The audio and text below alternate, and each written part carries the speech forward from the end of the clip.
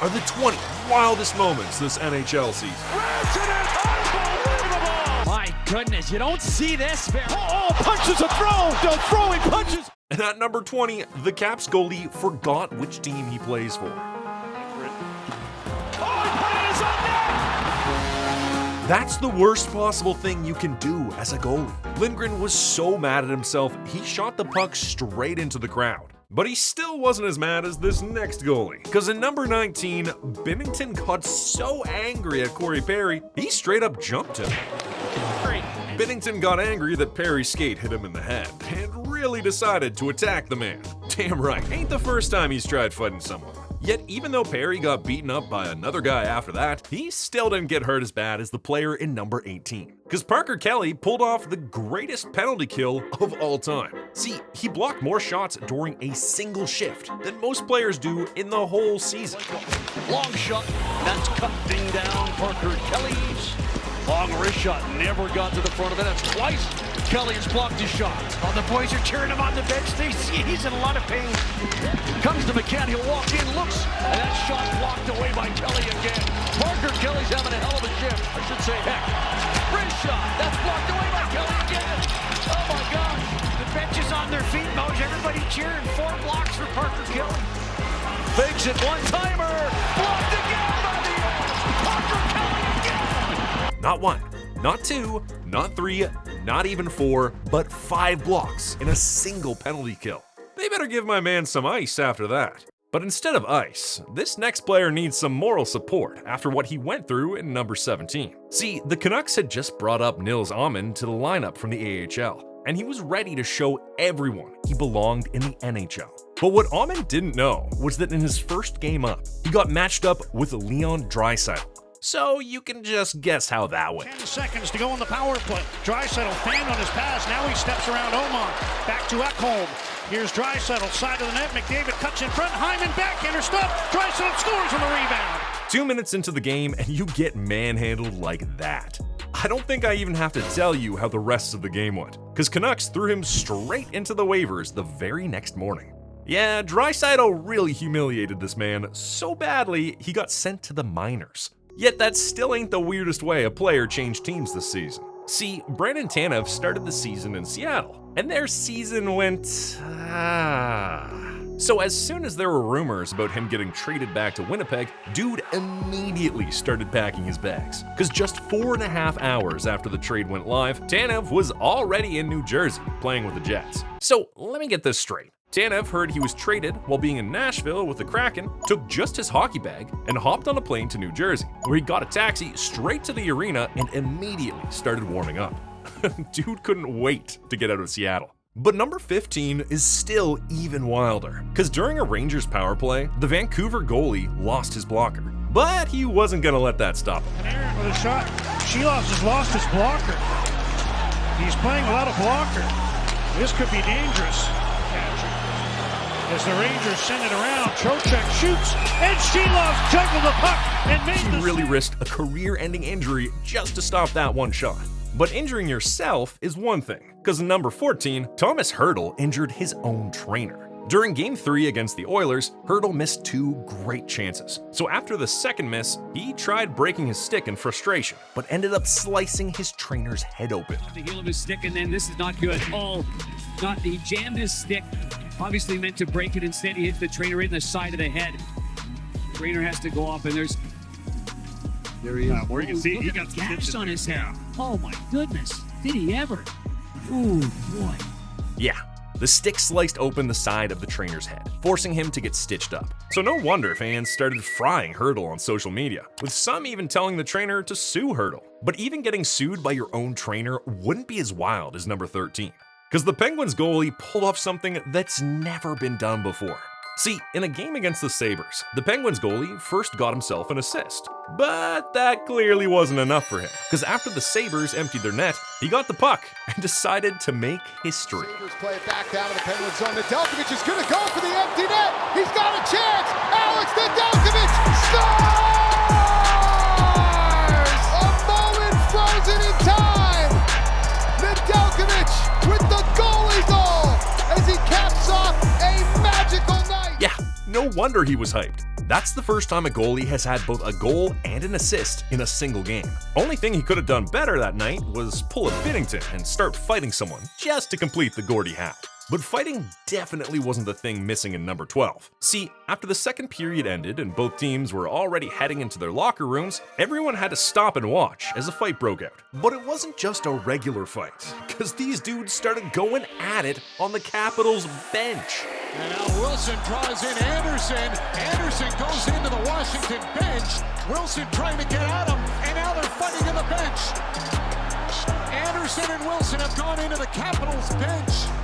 And Wilson are now down on the ground as players are trying to reach over. Evans is getting in, trying to stop Duhaime from reaching over. The linesman is on top of both of them. I've never seen anything like that. Even the coaches couldn't believe their eyes and just stood there, confused. But players weren't the only ones getting hit between the benches this season. Because at number 11, the Sabres broadcaster almost got himself knocked out. The puck is dropped and it's 4-0. The opening period, and Razor just took another one, and that was a rocket. Doctors checking Razor out very quickly. That was close to the eye. That's gotta be the wildest hot mic of the season as well. But now that we move into the top 10 wildest moments of the season, it's time to take things to a whole new level. Like the time Malkin Celebrini had to experience the worst day of his life. It was a normal evening, with Malkin and the rest of the Sharks getting ready to face the Rangers, trying to extend their 2-game winning streak. But they couldn't keep their hopes up for too long, because the Rangers didn't hold back, and quite literally swept the floor with them. Celebrini played one of the worst games of his whole young career. But little did he know, his day wouldn't be getting any better. See, after Celebrini had packed up and was ready to head home, he walked down to the arena's garage just to see the Rangers bus crash into his brand new car, leaving the front bumper completely scratched. You can see my boy was stressed. I pretty much just walked out of the rink and they're like, hey, like the bus like backed into your car. And I didn't really believe them until I saw the damage on my car. The plane was waiting on me because we were leaving for LA. So the plane was waiting on me because I had to like swap insurance and stuff. Just to lose 8-1 to the Kings. And the season wouldn't get any easier either, as the Sharks went on to lose the next 11 games, not winning another game the whole rest of the season. But not every wild moment the Sharks had this season was sad, because in number 9, they had probably the funniest moment of the whole season. See, as the two youngest on the team, Malkin Celebrini and Will Smith instantly hit it off and became best friends. On the other hand, as the veteran of the team, Tyler Toffoli decided to step up and guide Malkin and Will as their mentor. And these two loved every second of it. The three started spending more and more time together, until Malkin and Will finally got a bright idea to ask Toffoli for a sleepover. We were on the bus from Toronto to Buffalo. I think I was talking to Will about golf or something like that. We were just like talking, and then all of a sudden, he's out of nowhere too. He's like, all right, if all three of us score tomorrow, you're sleeping over. And I'm like, Will, like I'm not sleeping over. Like I'm 32 years old. Like that doesn't happen anymore. And he's like, no, it's gonna happen. I feel it. You know, I feel we're all gonna score. Blah blah blah. And these two weren't joking either, because as soon as the game started, Malkin and Will were locked in. First, Celebrini delivered his part of the deal. Doolin sends it around. Puck out of the near corner. Looking to do a quick pass with a shot. Scores. Celebrini. Not long after, Will scored too. The other way. Smith carries it in with a shot, scores! So after that, the only thing left to do was for Toffoli to finish the job on the empty net. Back in their own zone with that shot towards the empty net. As soon as it went in, I went to the bench and I was laughing. I didn't even realize that, you know, all three of us scored. Oh, he's like, sleepover, sleepover. I'm like, what is it? What are you talking about? It's not happening. And then we ended up getting on the plane after the game, and my coach came up to me and was like, you have to sleep over. You know that, right? And I'm like, oh God, here we go. Now, Toffoli really had no other choice but to commit to the sleepover. He even had to message his wife, telling her what was happening. And as Toffoli finally made his way into Will and Macklin's room, the boys were hyped. I know Toffoli secretly liked the sleepover too, but even a grown man sleeping with two kids ain't wilder than number 8, where Mikko Rantanen had the greatest hot streak in Stanley Cup playoffs history. It all started when going into Game 6 on a playoff series against his former team. Rantanen was getting criticized for not providing enough, so he decided to show everyone just what type of player he is. Out in front, save, rebound, score! So the Stars capitalize, rotate. Oh, here comes Granlund, moving in, he scores!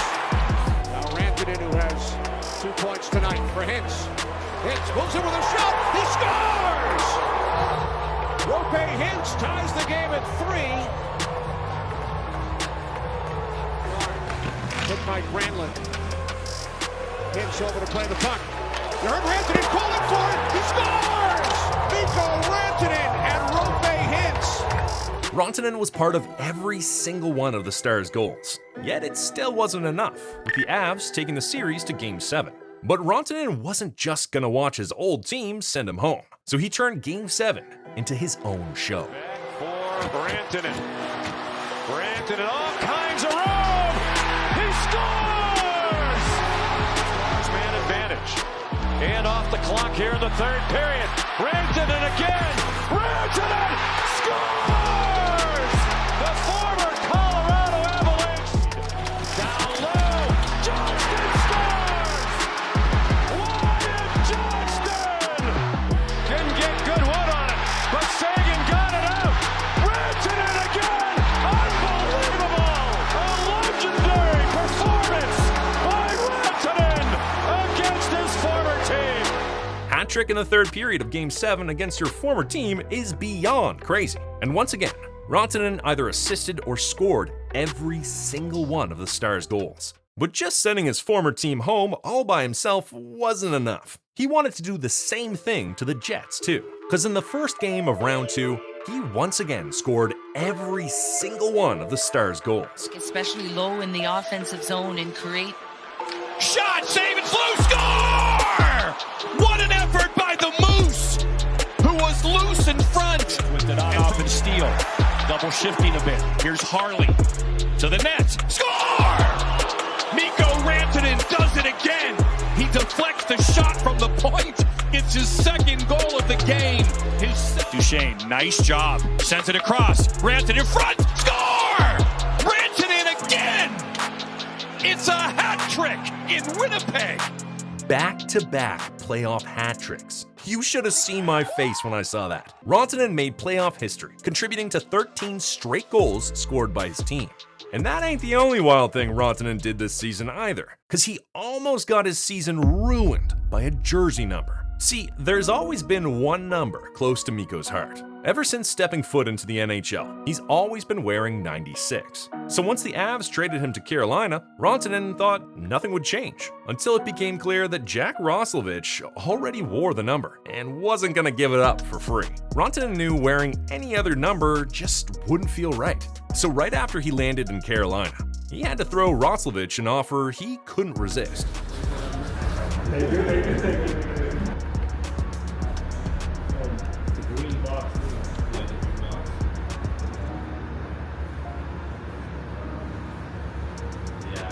Oh yeah. It's nice.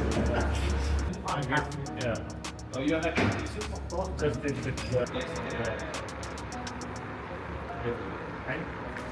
Yeah, Rantanen really got Roslovic a Rolex just to get him to change numbers. But the wildest thing about this whole number swap was that Rantanen played just 13 games with the Hurricanes before getting traded again. And you can just guess what was the first thing Roslovic did after hearing about the trade. This dude changed his number straight back the very same day. Yeah, Roslovic really got a free Rolex just to let someone else wear his number for 13 games. Well, at number 6, Jason Robertson scored the same goal 2 times in a row. See, while down 4 in the third, he had to take things into his own hands. Down deep, Robertson tried to stuff it short side. Wentworth back in his crease. That puck knocked away and it goes in.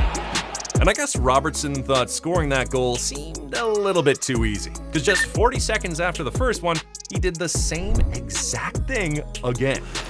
First goal of the game by Duchesne on the power play score.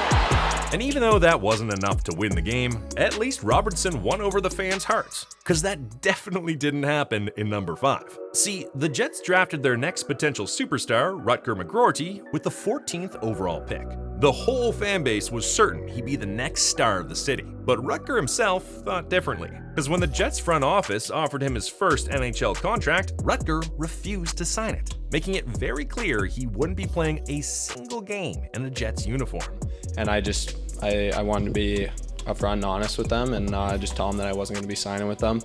And I wish them nothing but the best, but as I said, So the Jets were left with no other option but to trade Rutger to the Penguins for another young prospect, Brayden Yager.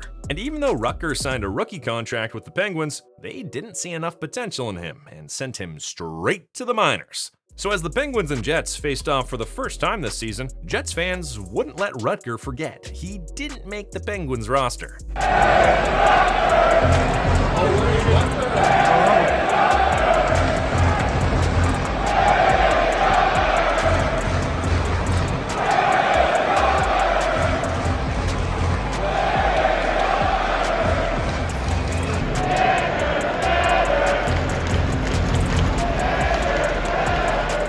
Jets fans are brutal, man. Almost as brutal as John Tortorella in number 4. We all know Torts is one of the angriest coaches in the NHL. We're fucking done! And nothing makes him angrier than seeing these kids come up and score Michigans. Ever since Zegras got to the league, Torts has been on a rampage.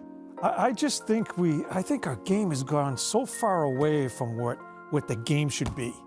A hard game. It's almost gotten too showman. Like I hear Ray saying all the kids are doing it now, okay, in practice and stuff like that. If you did that back in 2000, late 90s, 2000, you get your head taken off.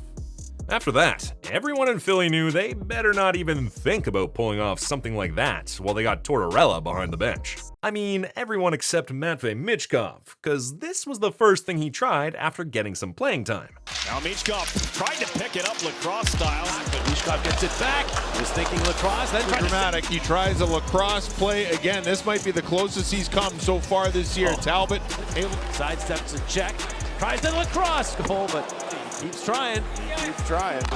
Michkov is thinking about picking that puck up. He's tried it 6 or 7 times so far this year. You can just guess how happy Torts was about that. Wise ass, but what do you think when he keeps trying to Michigan like that? Yeah, I've lost the battle, right? I don't come off with it. I don't think it should be in our game, but I've lost that battle. I have talked to him early in the year when he was doing it every time. Michkov was lucky Torts didn't bench him for the rest of the season. But we're all lucky just to witness number 3. Because it's so wild, everyone thought it wouldn't even be possible. See, Gretzky held the all-time scoring record for over 30 years, and it was thought to be one record that would never be broken. It took Gretzky exactly 1,487 games to reach 894 goals. But wildly enough, 30 years later, in his 1,487th game, Alex Ovechkin tied Gretzky's impossible record.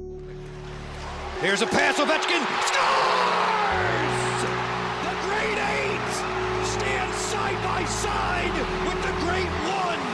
It took Ovechkin and Gretzky the exact same number of games to reach 894 goals. But we all know just tying the record wasn't enough for Ovechkin. So in the very next game, Ovi made history. Hey, we're going to try to force it to him if he's open. Here is Ovechkin, shoots, he scores! He scores! Number 895! But even becoming the greatest goal scorer in NHL history ain't as wild as what the Canucks did in number 2.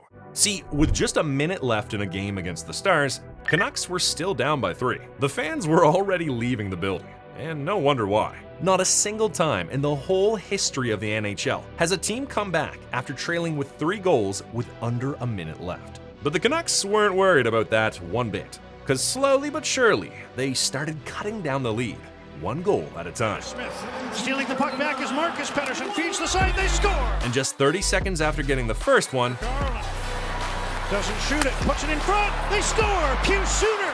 Don't go away just yet! And the Canucks are back within 1. you can see that even the Canucks coach started believing that the comeback could actually be possible. And believe it or not, with just 5 seconds left. Quinn Hughes, 10 seconds left. His shot! Oh, Hronek dismissed at the side of the center. They score! Can you believe this? The Canucks 3 straight goals. After that, the whole team knew they couldn't just let this slip away. So 3.5 minutes into overtime, the Canucks completed the impossible. Dumba check behind the net. Garland centers. They score. Kiefer Sherwood with 1:16 to go in overtime. The Canucks complete the comeback. That's actually the craziest comeback in NHL history. But at number 1, Evgeny Malkin was made the target of a serious crime. It all happened during a Penguins home game against the Senators, where Malkin was ruled out of the roster because of an injury. Malkin was watching the game in the players' suite, completely unaware of the things unfolding back at his house. It was just after the game when Malkin got back home when he realized what had happened. Multiple sources telling me that Penguin superstar Evgeny Malkin's Swickley Heights home was broken into. The robbers had kicked in the back door of Malkin's mansion while he was at the arena. The house looked like a mess, but strangely enough, nothing seemed to be missing. Until Malkin realized his safe was forced open, and all of his 3 Stanley Cup rings stored inside were nowhere to be seen. The burglars had seriously searched the whole house, but only took the rings. But to make this whole situation even weirder, just 3 days later, the rings were found in the complete other side of the house. I don't know, man. Sounds exactly like the type of prank Fleury would pull off. But even Fleury couldn't pull off the craziest plays this season, and I know you want to see them. So go ahead and click this video right here. I promise you won't regret it.